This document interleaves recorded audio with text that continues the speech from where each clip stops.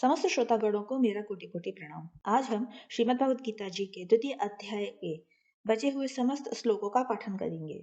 अभी श्री कृष्ण जी का और अर्जुन जी का यह संवाद चल रहा है, जिसमें श्री कृष्ण जी अर्जुन जी को समता का उपदेश दे रहे हैं। समता क्या है, समता के अनुसार चलने वाले मनुष्य के व्यवहार कैसे होते हैं।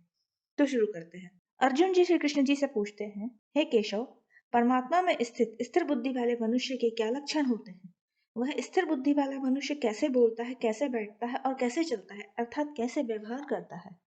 तो इसके उत्तर में श्री कृष्ण जी बोलते हैं, हे प्रथानंदन, जिस काल में साधक मन में आई संपूर्ण कामनाओं का भलीभांति त्याग कर देता है और अपने आप से अपने आप में ही संतुष्ट रहता है, उस काल में वह स्थिर बुद्धि कहा जाता है।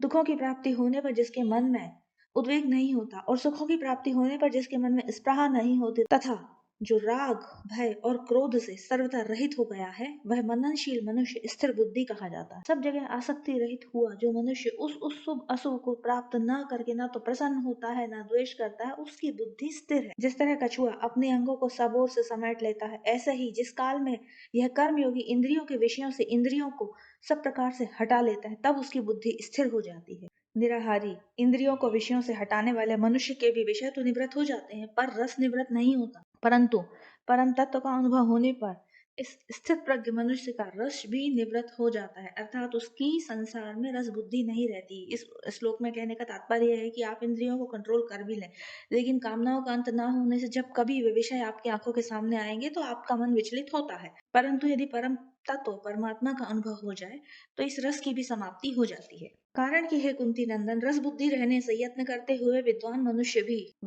मनुष्य की भी प्रमथनशील इंद्रियां उसके मन को बलपूर्वक हर लेती हैं। कर्मयोगी साधक उन संपूर्ण इंद्रियों को वश में करके मेरे परायण होकर बैठे, क्योंकि जिसकी इंद्रियां वश में है उसकी बुद्धि स्थिर है। विषयों का चिंतन करने वाले मनुष्य की उन विषयों में आसक्ति पैदा हो जाती है। आसक्ति से कामना पैदा होती है और क्रोध पैदा होता है। क्रोध होने पर सम्मोह हो जाता है, सम्मोह से स्मृति भ्रष्ट हो जाती है, स्मृति भ्रष्ट होने पर बुद्धि विवेक का नाश हो जाता है, बुद्धि का नाश होने पर मनुष्य का पतन हो जाता है। अर्थात हम जिस तरीके की सोचते हैं, जैसे विषयों का चिंतन करना, हम क्या सोच रहे हैं, हम क्या देख रहे हैं। यदि आप किसी एडल्ट मूवी को बार बार देखेंगे तो आपके मन में ही सेक्सुअल विचार आने लगेंगे। आप यदि किसी डरावनी मूवी को देखते हैं, डरावनी बातें करते हैं, डर के विषय में सोचते हैं, तो आप भी डरने लगेंगे। आप यदि गाली गलौज लड़ाई झगड़े के बीच में रहते हैं तो आप भी एक दिन वैसे ही हो जाएंगे। अर्थात हमें विषयों का चिंतन सोच समझ के करना चाहिए।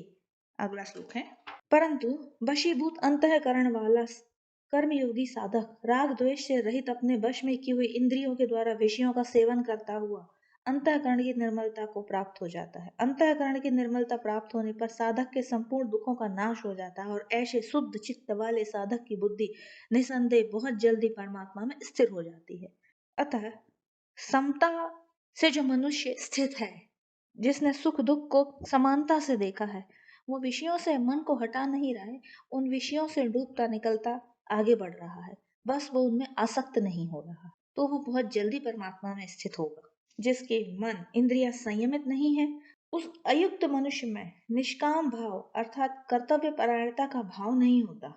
निष्काम भाव ना होने से उसको शांति नहीं मिलेगी, फिर शांति रहित मनुष्य को सुख कैसे मिले? कारण कि अपने अपने विषयों में विचरती हुई इंद्रियों में से एक ही इंद्रिय जिस मन को अपना गुलाम बना लेगी, वह अकेला मन जल में नौका को वायु की तरह इसकी बुद्धि को हर ले। यह मन बड़ा बलवान बताया गया। इसीलिए हे महाभाव, जिस मनुष्य की इंद्रियों के विषयों से सर्वथा वश में की हुई हैं, उसकी बुद्धि स्थिर है। जैसे संपूर्ण नदियों का जल चारों ओर से जल द्वारा परिपूर्ण समुद्र में आकर मिलता है, समुद्र अपनी मर्यादा में अचल स्थिर रहता है, ऐसे ही संपूर्ण भोग पदार्थ जिस संयमी मनुष्य को विकार उत्पन्न किए बिना ही प्राप्त होते हैं, वही मनुष्य परम शांति को प्राप्त होता है, भोगों की कामना वाला नहीं। जो मनुष्य संपूर्ण कामनाओं का त्याग करके स्पृहा रहित, ममता रहित और अहंता रहित होकर आचरण करता है, वह शांति को प्राप्त होता है। हे प्रथानंदन, यह ब्राह्मी स्थिति है, इसको प्राप्त होकर कभी कोई मोहित नहीं होता। इस स्थिति में यदि अनंत काल में वे स्थित हो जाए तो निर्वाण ब्रह्म की प्राप्ति हो जाती है। और इसी श्लोक के साथ द्वितीय अध्याय समाप्त होता है। मिलते हैं अगले वीडियो में तृतीय अध्याय के समस्त श्लोकों के साथ। गीता के द्वितीय अध्याय में